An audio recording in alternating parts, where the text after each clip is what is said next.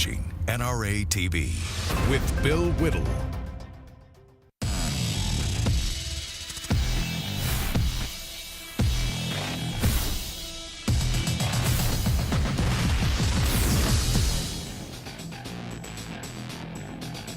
Hi, everybody. Welcome back to the Hot Mike Show. I'm Bill Whittle, and we're talking about conservatives, the values that Hollywood used to have when it was a lot more conservative, the values it picked up as progressives, and trying to change it back a little bit.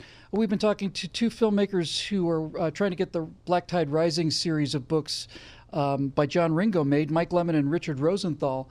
And needless to say, they're two outsiders. They're down in Atlanta, Georgia, and they're going to be working out of Atlanta. And if I had this conversation with you guys 20 years ago, I would have said, wow, that's a pretty big disadvantage. But now, I have a strange coincidence talking to a friend of mine yesterday.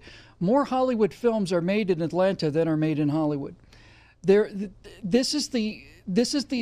would think that the last industry that the idiots in Sacramento would chase out of California is the movie industry. If anything is associated with California, it's showbiz.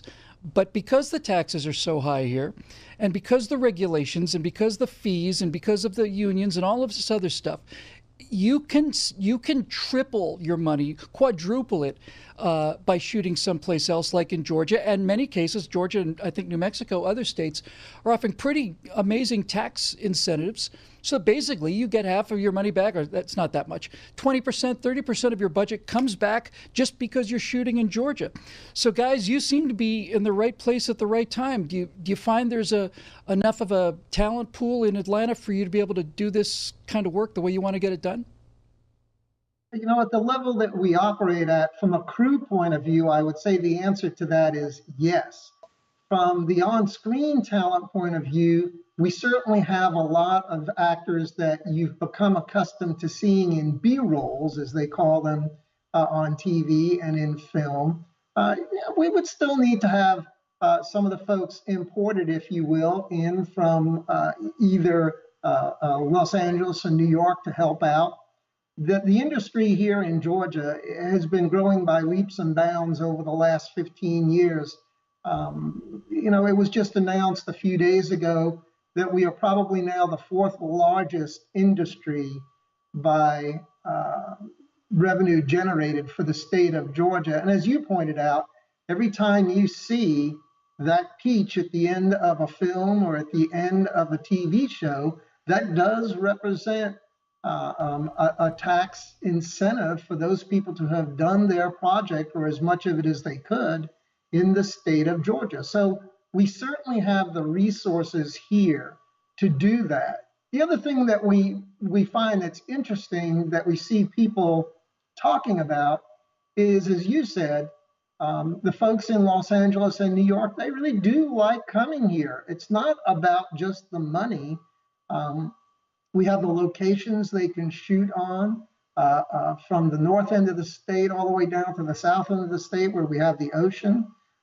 They also like being here because places like Atlanta have grown up, and it's not like it was, let's say, 20 or 30 years ago, in the sense that it's a more of a cosmopolitan city. So they are able to continue their lives as they are used to when they're here. They also seem to like the people when they're here, because we are basically friendly folk, and we enjoy having them here and working with them, and they seem to enjoy working with us. Okay, almost out of time. Mike, a quick question for you just to close here. You guys are doing things in a very interesting way, a very, very smart way. You've started a crowdsourcing campaign in order to raise enough money to show a proof of concept film, and then you would use that to go get the additional funding for the feature film. Just real quickly, Mike, we're almost out of time. Can you tell people how they can find that crowdsourcing link for you guys and how they can help if they're interested? Sure. Go to blacktiderising.com. Find all the information there. That'll redirect you right over to Indiegogo, where we're running the campaign. You can also find us on Twitter and Facebook. Facebook is at Black Tide Rising, and Twitter is at BT Rising TV. And if you can contribute, that's great.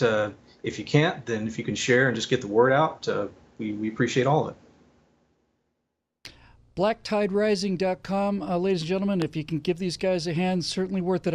It's always good to see veterans and people who've served their country trying to get into show business, where I think the new culture war is actually more dangerous to our society than perhaps any war we've ever fought. Thank you both for being on the show. Thanks both of you for your service as veterans. It's been a pleasure having you here, and I hope to see you again real soon. Thank you, Bill. We appreciate you. Folks, just in closing, here's a very quick thumbnail of how Hollywood works. An inexpensive movie in Los Angeles, a cheap movie, is $50, $60, $70 million. And the reason for that is everybody has to get paid up front. Tom Cruise or somebody comes on a movie, there's $15, $20 million instantly, plus a part of the back end. But everybody gets paid up front. And the reason people get paid up front is because the system out here is so morally corrupt. If Hollywood accounting techniques were used anywhere else, and I mean any other industry in this country, they'd all be in jail, every single one of them. So since everybody has to get paid up front, and since movies don't come all that often, most people have to make an entire year's worth of salary, and they have to get the movie up front. So these things end up costing $40, $50, $60 million. If you find people like Mike and Richard who are ready to put a lot of sweat equity and time into this, you can get those same effects, those same results for a tenth of the cost, a 20th of the cost. And it can be done.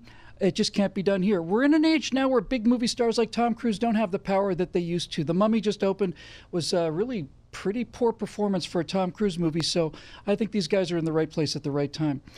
That'll do it for our Hot Mike show today. We hope to have Hot Mike back tomorrow with his bandages off his face. Until then, I am Bill Whittle. We will see you here tomorrow right here on NRATV.